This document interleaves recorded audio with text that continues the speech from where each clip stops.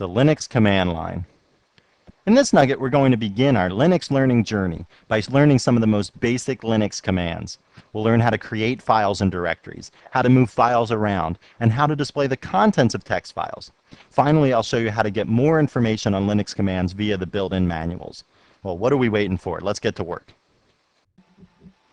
So what we want to focus on in this particular nugget is the Linux command line, or the Linux shell. Now the first thing we have to do is open up a shell window or a terminal window on our screen. And for this particular nugget, we're using Red Hat Linux 9. And in Red Hat Linux, the way that you get a shell window to your screen is you right-click on the desktop, you slide down here till it says New Terminal, and you left-click on that. Okay, so now we have a shell window or a terminal window open on our computer. All right, and we're going to be able to type commands here, and the output is going to be text. So this is a very text-based interaction with the computer.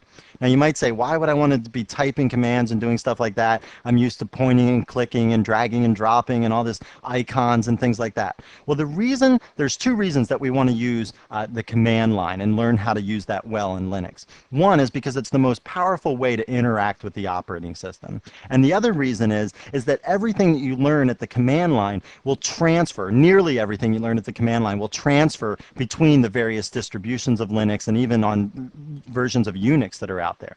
Okay, so that's why we want to learn this. Now, before we start typing commands, let's just take a minute to look at this window. Okay, now the window behaves a lot like Windows and other operating systems, Microsoft operating systems or Macintosh operating systems. And what I'm going to do here is I'm going to reposition the window by left-clicking on this blue bar, holding down my left button, and then dragging my mouse to reposition the window on the screen. Okay, the little buttons up here are probably familiar to you. That's to minimize the window. This one is to maximize the window, and this one is to close the window. Okay, if you minimize the window, you can get it back by clicking on this box down here. Okay, so the behavior of the windows in Linux, they behave a lot like Windows and other operating systems, and if you're used to those, the windowing system here should be pretty intuitive. So like I said, what I really want to focus on is the commands that we're going to type. All right, now before we start typing commands, let me just look at one more thing, and that's the structure of the command prompt. Okay, the prompt contains 3 fields. The first field here, Perry, is the name of the account that I logged in on. The next field is the name of the machine that I'm logged on, and the final field is my current working directory. Now this is actually an abbreviated version of my current working directory. I can see my full listing of my working directory by typing pwd, which stands for print working directory. If I hit enter there, you'll see it says /home/Perry. That's the full path of my current working directory. Okay, so there, you've learned your first Linux command, pwd, print working directory. Now, most Linux commands are like this. They're either acronyms like pwd, or they're abbreviations like ls, which stands for list. Now, ls will list all of the files in your current working directory. Okay, so if I hit enter here, oh, nothing comes up. Well, why does nothing come up? Because I don't have any files in my home directory yet. I just created this machine. I just installed Red Hat Linux 9. I just created this account, Perry, and I haven't bothered to add any directories or files to my home directory yet. That's why the ls command doesn't return anything. Now, actually, there are some files in my home directory. But the files that are in my home directory by default are what we call dot files or hidden files. Okay? And these dot files, you can see them by typing ls-a. All right, now before I hit enter here, let's just talk about what's going on. So I'm still using the ls command to list files, but I'm just giving it the -a option, which says to list all of the files in my home directory. Nearly every Linux command out there has a set of options that you can use on that command that will alter the behavior of the command a little bit. Okay, so like for instance, ls-a will list all of the files in my current directory, even those that start with a period. Okay, so let me just hit enter here and see those. All right, and you can see here that every file here starts with a period. They're what we call dot files. Okay, and all of these things are configuration files. The blue ones here are actually directories full of configuration files. For instance, .mozilla is a directory full of configuration files for the Mozilla web browser. .emacs is a regular file. This is not a directory. It's black. All the black things are just single files. This is a configuration file for the Emacs editor, and we'll learn about that one day.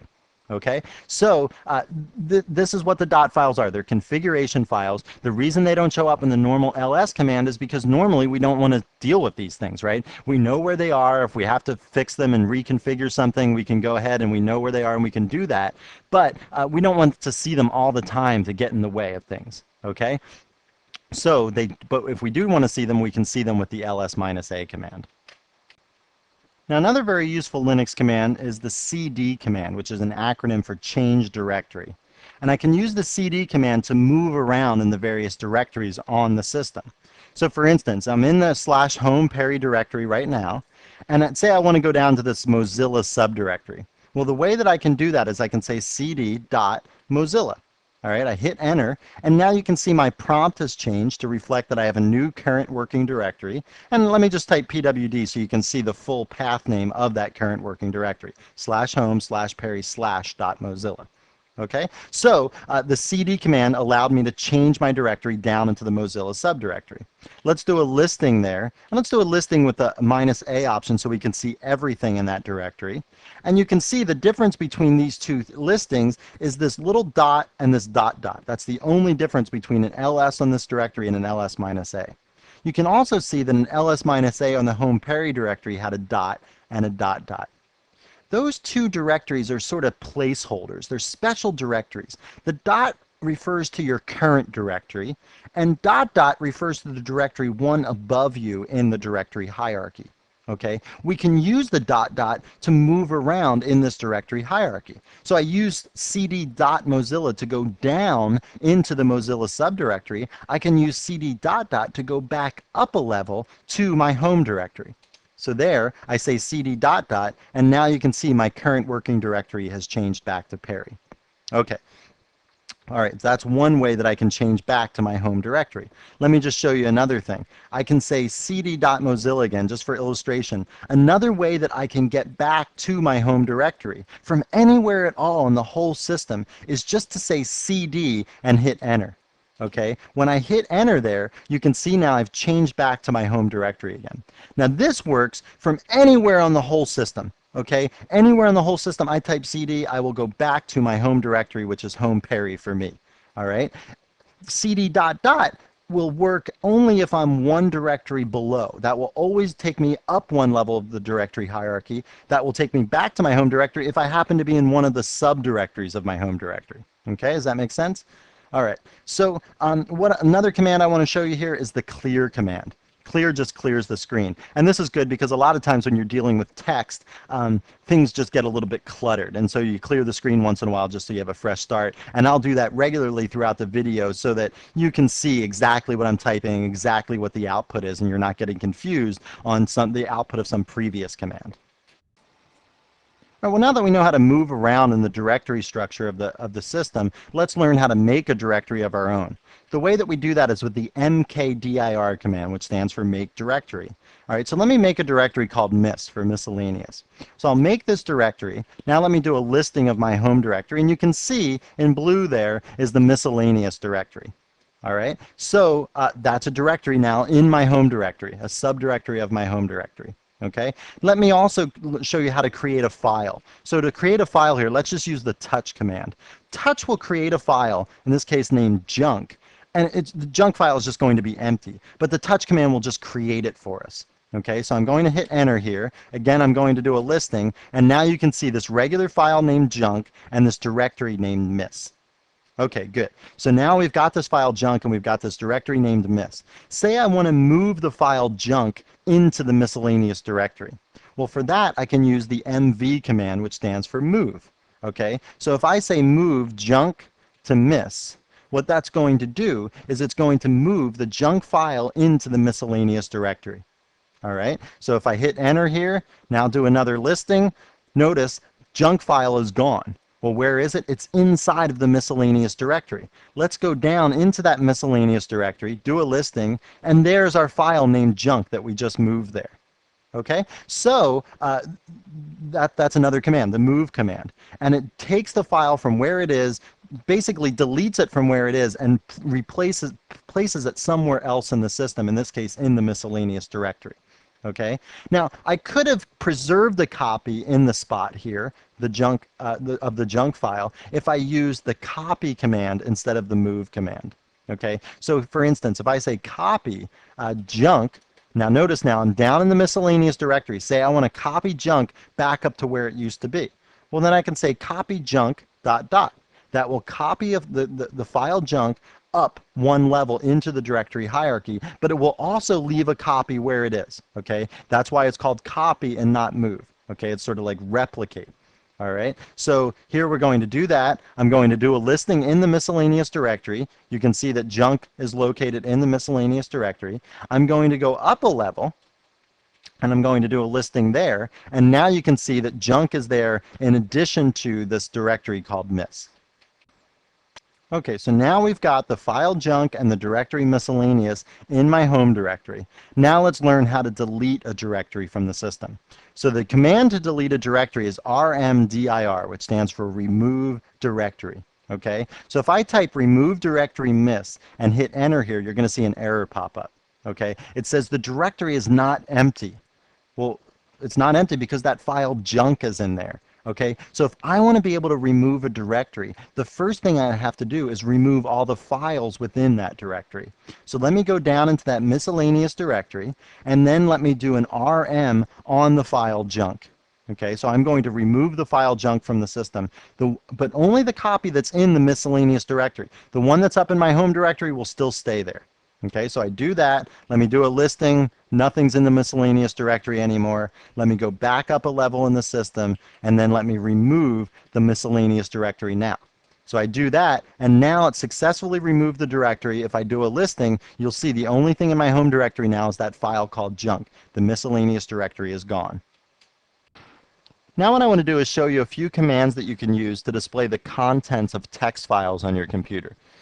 Practically everything in Linux is some sort of text file, all the important files. The one that we're going to look at right now is called boot.log, and that is a log file of the boot process of your computer.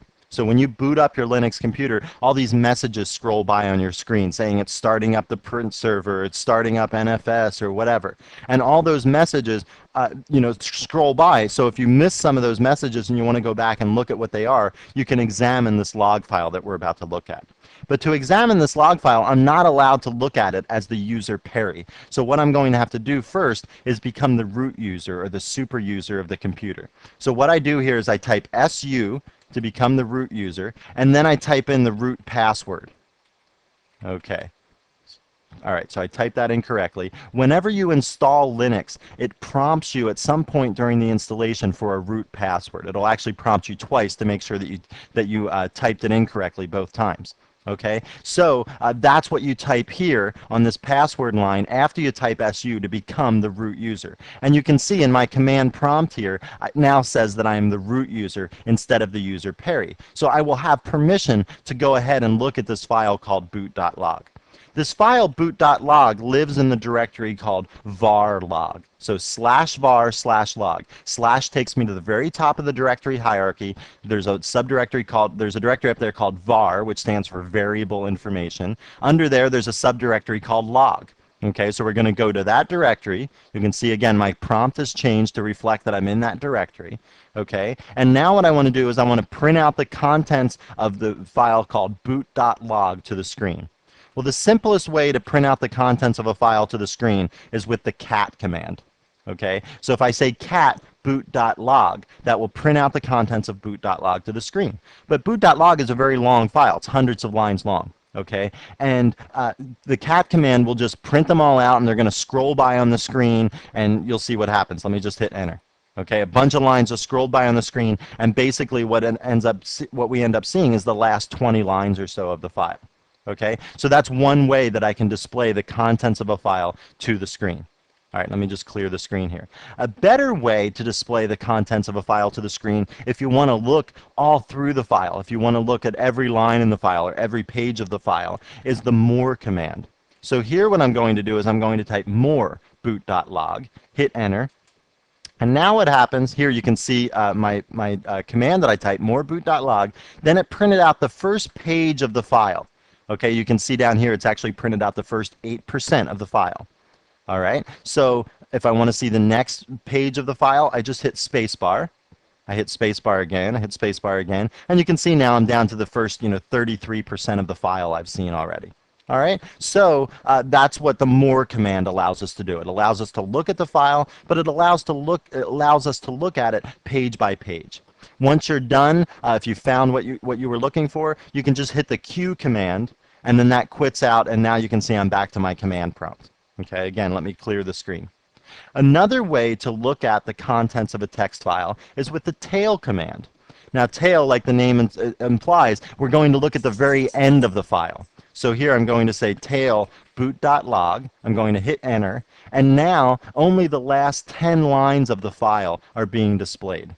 All right, so this is kind of like the cat command in that we're only seeing the very last bit of the file, right? But the cat command actually printed out the entire file to the screen. So if that file was tens of thousands of lines long, the cat command would actually print all of them out, and we'd only see the last 20 lines anyway. All right, so tail is just a more efficient way to look at the very end of a file. And finally, let me show you one more way to look at the contents of a text file, and that's with the less command. So here what I'm going to do is I'm going to say less boot.log. I'm going to hit enter, and like the more command, I'm only seeing the first page of the file. If I hit spacebar, I go down a page. Spacebar again, I go down another page. But unlike more, the less command allows me to navigate sort of both ways through the file. So if I hit U here, I'll go back up through the file. U again, I go back up through the file. U again, now I'm back up to the very top of the file. Okay, and so less just gives me a little bit more flexibility than more does. Later on, we'll learn more commands that we can use in more and less so that we can search for various words in the file and things like that. Okay, but for right now, I just want to give you a basic introduction to how to display the contents of a text file. So again, for less, if I hit Q, I quit out of the display of the text file and I get back to the command prompt. Now what I want to do is show you how to look up information in the online manuals for the various commands that we're learning. So if you want more information on these commands that we're learning, this is how you can do it. So far, I've just shown you the commands in sort of the most basic way that they're used, but they're much more powerful commands. There's lots and lots of options for each of these commands, so they can, so their behavior can be like altered a little bit to do exactly what you want. But before I do this, what I want to do is I want to switch back to being the user Perry. Okay, so the way that I'm going to do that is I'm going to type exit. And you can see now I'm not the user root anymore, I'm the user Perry. You can also see that I'm not in the var log directory anymore, I'm back in Perry's home directory. So not only does exit take me back to the user that I was when I executed the su command, it also takes me back to the directory that I was in when I executed the su command. Okay? And this is good practice to get into. You don't want to be the root user for longer than you absolutely have to be, because the root user has all these extra permissions over your regular user account. All right, so eventually that's going to get you in trouble. You're going to end up deleting some file that you didn't mean to, or alter something that you didn't mean to, because the root user has all these extra permissions. Okay, so it's a good habit to get into not to be the root user any longer than you absolutely need to be. All right, so the first online manual that I'm going to show you is for the ls command. And the way that we're going to do that is by typing man ls. Man just stands for manual. So you'll hear people often refer to the Linux man pages, and this is what they're referring to. Okay, so I'm going to hit enter here, and this is the man page for the ls command. Now here in the synopsis, you can see the basic way that you can use the ls command. It says ls option file. Now, anytime you see something here in square brackets like you do for option and file, that means those two elements of the command are optional. You don't have to include those. And we've already seen we can execute the ls command all by itself, and what does it do? It lists the regular files in the current working directory. All right, but you can give ls an option, and we've already seen that as well. We gave it the -a option once, and that listed all the entries in the file, even those starting with a period. Okay, so it says here, do not hide entries starting with a period or a dot. So we've already seen how to do that. You can also give a file or a directory that you want to do the listing in. So say I'm in the current working directory like Perry, but I want to list some other directory. So I can say ls, and I can type the name of that directory here. That's what the file is referring to for the most part. Okay, so that's what the synopsis is representing. Under here, under the description part, you're going to see lots and lots and lots of different options. So here, the first one that we've learned, the -a option, we've already learned what that does. You can also see there's another variant of this option. I could type ls space minus minus all, and that will do the exact same thing as ls minus a. All right. Now, typically, I use the shorter, the abbreviated versions of these options. Okay. But if you're a new person and you can't remember what all these various options mean and what the abbreviations are, you can always type the long version. All right. So you could say ls minus minus all to do the exact same thing as ls minus a. You can see there's a capital A option. So the options here are case sensitive. Capital A behaves differently than -a. And the capital A option displays almost all of the files. There's the longhand version of this option. And it says do not list the implied files dot and dot dot. We saw already that every directory has these dot and dot dot files. Dot refers to the current working directory, and dot dot refers to that directory one above you in the directory hierarchy. Okay, so this is not the whole man page for ls. This man page for ls is many pages long. But the way that it's being displayed is similar to the way that we were displaying the contents of that log file with the less command. I can page down through this manual page with the space bar.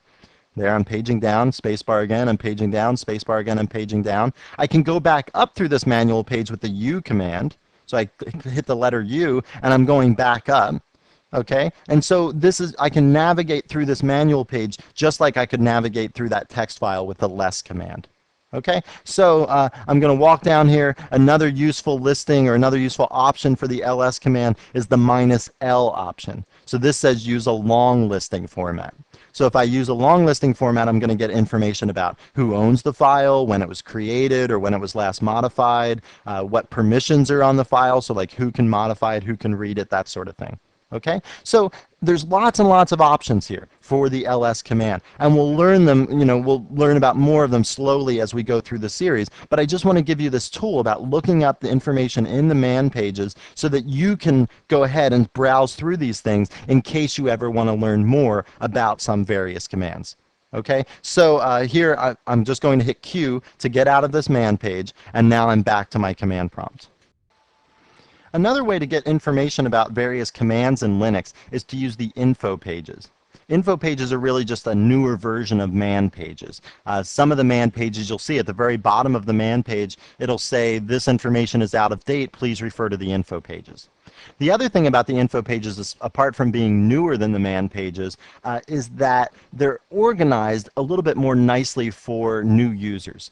The various options on the commands are broken down by what they do. You'll see lots of commands, especially ls, has lots and lots and lots of options, and if you're going to just go through and read them all, it gets really tedious after a while.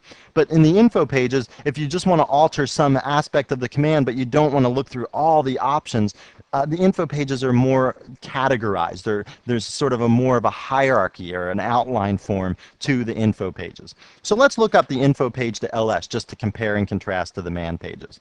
I'm going to hit enter here, and now I'm at the first page of the ls info page. Okay, first off, there's more of a description up front about the commands typically in the info pages. All right, again, a good thing for new users so that you can get more of an idea of what the command can do, what is possible to do. I can page down here using the space bar again. I can also use my arrow keys to go up and down one line at a time. All right, now what we're doing in the info pages here, anytime you see one of these stars here, that refers to a subcategory of the ls command. So we're looking at command options, and then the various command options for ls are broken down into subcategories. So this particular category says, well, if you want to alter which files are listed by the ls command, put your cursor over this little star and hit enter. Okay, now I'm at the subcategory which files are listed. And under there you can see the -a command because that lists all the files. That changes which files are listed by ls. Okay, so that's why the -a option is under this subcategory. Okay, if you want to go back up a level to that main menu, you hit U, and now I'm back to the page here where I had the choice of what options I want to look at. Okay, if I want to alter what information is listed by the ls command, I put my cursor over that star and I hit enter, and now I'm at the what information is listed subcategory of the ls command. Okay, so minus minus author lists each file's author when producing a long format directory listing. Okay, if I page down here, eventually you'll see the minus L option for the long format. Okay, another way to do this is to say minus minus format equals long, or minus minus format equals verbose. Okay, once you get familiar with Linux, you're just going to use these short commands, but when you're a new person, maybe this makes more intuitive sense to you to use the longer versions of these, so you don't have to remember all the various letters that go with the options that might already seem a little bit cryptic to you to start off with. Okay, but as you go through things, that they'll become sort of second nature. Okay, so you can see under minus L here, we have, in addition to the name of each file, print the file type, the permissions, the owner, the group, and so on. A lot of these things might not make sense to you right now, what hard links are and things like that. Don't worry about that. Okay, so again, if I want to go back up a level in the info tree here, the info tree for ls, I'm going to hit U, and now I'm back to this top level directory. Okay, let me hit Q to get out of this. All right. And one thing that you should do if you're new to Linux is you should type info. If you like the format of the info pages, then type info on the info command. Okay, this might seem a little redundant, but you're getting information about the info command, and this is going to tell you how to go through and navigate through info pages. A couple of the things I already told you: use the space bar to page down, use the U key to go back up in the sort of information tree here. Okay, and this introduction here to the info pages is very valuable for new users to come through and learn about exactly how to navigate through the info pages in an efficient fashion. So you should definitely do that tutorial if you're new to Linux. Let me quit out of here again with a Q, and now let's move on. All right, well, it's time to wrap up our first nugget in the series, and in this nugget we focused on the Linux command line. We talked about the ls command, the pwd command, the cd command. These are all really fundamental commands. If you ever go through a Linux session without using ls or cd or something, I'd be shocked.